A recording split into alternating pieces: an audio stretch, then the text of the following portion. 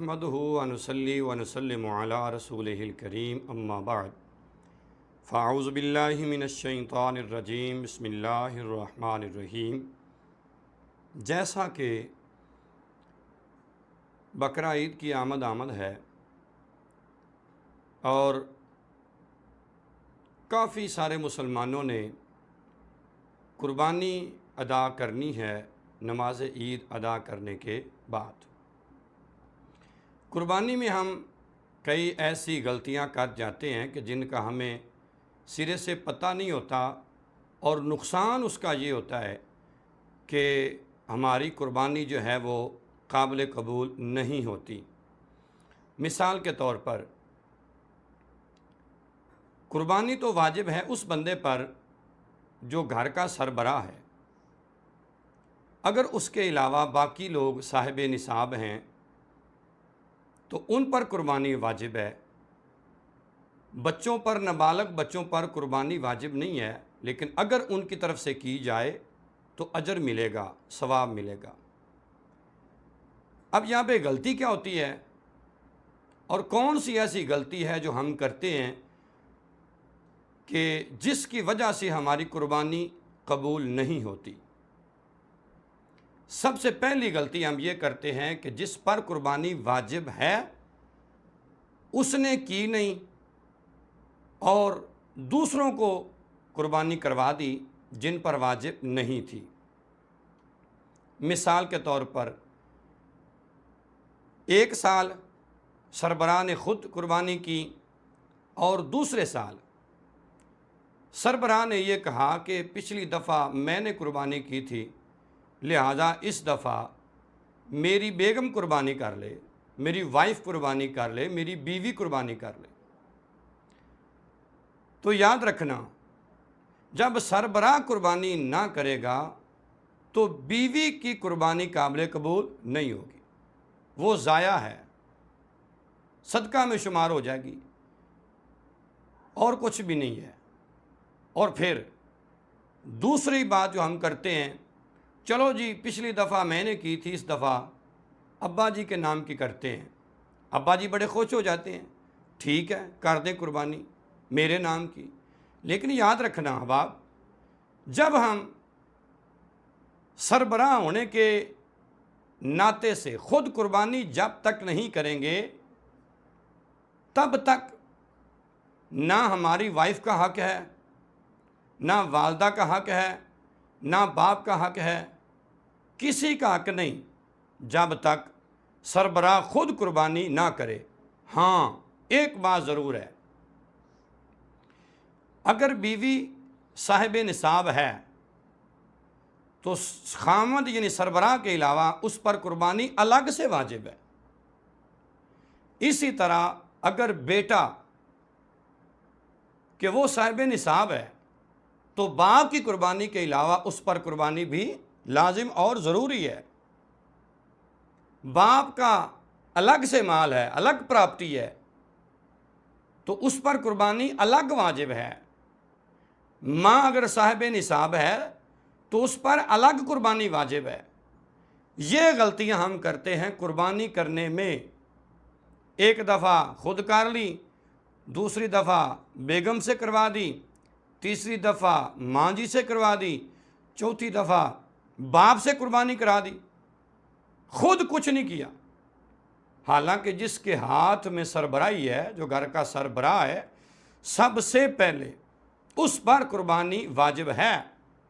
یہ مسئلہ توجہ سے سننے والا ہے اور انہماک کے ساتھ سننے والا ہے، غور طلب ہے۔ تو اپنی قربانیوں کو خدا را ضائع مت کریں۔ اس دفعہ اس نے کر لی، اگلی دفعہ میں کروں گا، اس سے اگلی دفعہ میری بیگم کر لے گی، اس کے بعد میری ماں کر لے گی۔ یعنی پورا جو گھر ہے نا ہمارا، حالانکہ اس پورے گھر میں کئی ایسے افراد ہیں کہ جن پر قربانی لازم ہے، واجب ہے، ضروری ہے، نہ کریں گے یہ حدیث میں ہے۔ نبی کریم علیہ الصلوۃ والسلام نے ارشاد فرمایا، جو بندہ طاقت ہونے کے باوجود قربانی نہ کرے وہ ہماری عیدگاہ کے قریب بھی نہ آئے، عیدگاہ سے دور رہے۔ کبھی ہم نے سوچا؟ بینک بیلنس ہے، سونا گھر میں ہے، پراپرٹی ہے، سب کچھ ہے، لیکن افسوس کی بات تو یہ ہے کہ جب اللہ کی بارگاہ میں جانور پیش کرنے کی باری آتی ہے، سال بعد سارے گھر کی طرف سے ایک ہی قربانی کی جاتی ہے۔ ریزن، وجہ، جبکہ کئی ایسے لوگ اس گھر میں موجود ہیں جو صاحب نصاب ہیں۔ ہاں، ایک بات یاد رکھیے گا، اگر کسی کے والدین فوت ہو گئے یا دونوں میں سے کوئی ایک فوت ہو گیا یا کوئی کسی کے ایصال ثواب کے لیے قربانی کرنا چاہتا ہے، تو سب سے پہلا طریقہ تو یہ ہے کہ جس پر قربانی واجب ہے، کس پر جو زندہ ہے، زندہ مرنے کے بعد نہ نماز فرض ہوتی ہے رہتی ہے، نہ روزہ، نہ حج، نہ زکوٰۃ، نہ قربانی واجب، کوئی چیز نہیں رہتی انسان کے اوپر۔ جب انسان مر جاتا ہے تو زندہ پر قربانی واجب ہے۔ ہاں، اگر کوئی بندہ اپنے فوت شدہ والدین کے لیے قربانی کرنا چاہتا ہے تو سب سے بہترین طریقہ یہ ہے کہ وہ سب سے پہلے اپنی طرف سے قربانی ادا کرے، اور پھر الگ سے، اگر اللہ نے اتنی توفیق دی ہے، الگ سے اپنے والدین کے ایصال ثواب کے لیے قربانی کر سکتا ہے۔ ہاں، اگر یہ نہیں کر سکتا تو ایک مسئلہ یہاں پہ یہ بھی مد نظر رکھنا ہے کہ کیا نبی کریم علیہ الصلوۃ والسلام نے فوت شدگان کے لیے قربانی فرمائی ہے؟ کیا ہماری اس قربانی کا فائدہ جو فوت ہو گئے ان کو پہنچے گا؟ ہاں، ضرور پہنچے گا، کیونکہ ابو داؤد وغیرہ کتب صحاح ستہ میں یہ حدیث پاک موجود ہے۔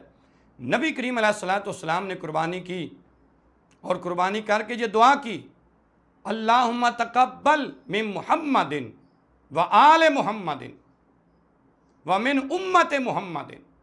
مختلف الفاظ ہیں حدیث میں، لیکن معنی مفہوم حدیث کا ایک ہی ہے۔ کیا؟ یا اللہ یہ قربانی میری طرف سے بھی قبول فرما، میری آل بیت کی طرف سے بھی قبول فرما، اور قیامت تک جتنے مسلمان آئیں گے ان سب کی طرف سے قربانی یا اللہ قبول فرما لے۔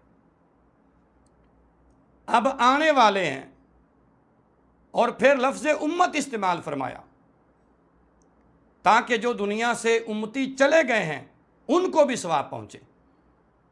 تو سب سے پہلے زندہ پر واجب ہے، اس کے بعد اگر اللہ نے طاقت دی ہے تو پھر آپ اپنے فوت شدہ ماں کے لیے، باپ کے لیے، بھائی کے لیے، کسی بھی رشتہ دار کے لیے قربانی کر سکتے ہیں۔ ہاں، اگر طاقت دوسری قربانی کی نہیں ہے تو پھر کیا کرنا چاہیے؟ قربانی ذبح کریں، جانور ذبح کریں، اور ذبح کرنے کے بعد دعا کریں، یا اللہ میں نے اپنی طرف سے یہ قربانی جو مجھ پر واجب تھی وہ وجوب میں نے ادا کر دی ہے۔ اب اس کے بعد اگر آپ اپنے والدین کو بھی ساتھ ملانا چاہتے ہیں اور اس ثواب میں شریک کرنا چاہتے ہیں تو یہ دعا مانگ دیں، یا اللہ میں یہ سارا ثواب اپنی طرف سے اپنے فوت شدہ والدین کی ارواح کو پیش کرتا ہوں۔ اس طرح سے یہ جائز ہو جائے گی، زندہ کے لیے جو واجب تھی اس کا وجوب بھی ادا ہو گیا، اور اس کا ثواب جو ہے وہ والدین کی ارواح کو بھی پہنچا۔ اور یہ بات بھی یہاں پہ مد نظر رکھنی چاہیے کہ یہ جو ثواب دے رہا ہے، یاد رکھنا اس ثواب کو دینے والے کے اپنے ثواب میں کمی نہیں آئے گی۔ وہ مالک ہے، وہ خالق ہے، وہ اللہ ہے، وہ رب العالمین ہے، اس کے خزانوں میں کوئی کمی نہیں ہے۔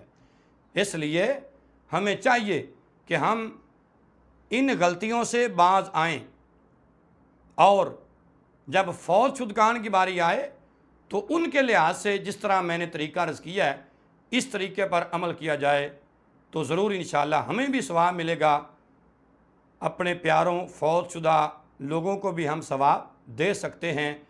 اور احادیث میں یہ بات واضحتاً ہے کہ جو کوئی اپنے فوت شدہ والدین کے لیے قربانی ادا کرے گا، عزیز و اقارب کے لیے قربانی ادا کرے گا، اس کی قربانی قابل قبول ہوگی، اس کا ثواب مرنے والوں کو بھی پہنچے گا۔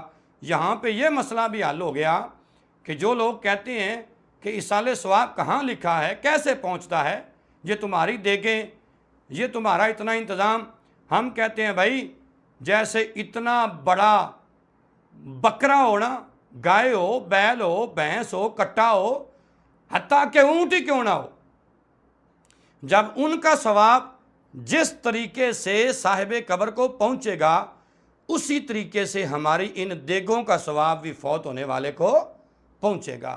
اللہ کی بارگاہ میں دعا ہے اللہ ہماری حاضری قبول فرمائے اور ہمیں دین کو سمجھنے کی توفیق عطا فرمائے۔